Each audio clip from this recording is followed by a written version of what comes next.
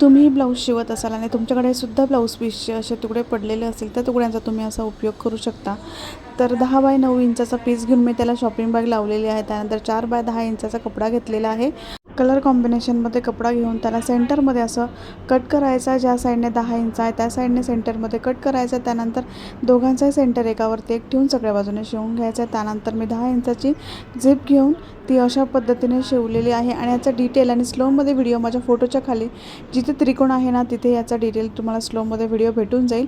तर सरळ झिप कशी लावायची ते मी ह्या व्हिडिओमध्ये पूर्ण डिटेलमध्ये सांगितलेलं आहे. जे नवीन शिकणारे आहेत त्यांच्यासाठी मी टिप्स अँड ट्रिक्स याबरोबर शेअर केलेलं आहेत. त्यानंतर झिपमध्ये रनर टाकायचा आहे. रनर परत काढून घ्यायचा आहे आणि रनर परत यामध्ये टाकायचा आहे. तर म्हणजे आपल्याला दोन्ही ज्या बाजू आहेत झिपच्या त्या बंद भेटतात आणि जेव्हा आपण साईडने टिप मारतो ना तेव्हा कुठेही झिप जी आहे ती ओपन राहत नाही आणि एकावरती एक झिप ठेवून मगच आपल्याला इथे साईडने टिप मारायची आहे. एक्स्ट्राची झिप कट करायची आहे. लगेच पायपिंग करून घ्यायची आहे आणि त्यानंतर आतून कपडा काढून सुंदर असं आपलं पाऊच तयार झालेलं आहे. तर हे पेन्सिल पाऊच म्हणून यूज करू शकता तुम्ही आणि किंवा गिफ्ट देण्यासाठी वापरू शकता.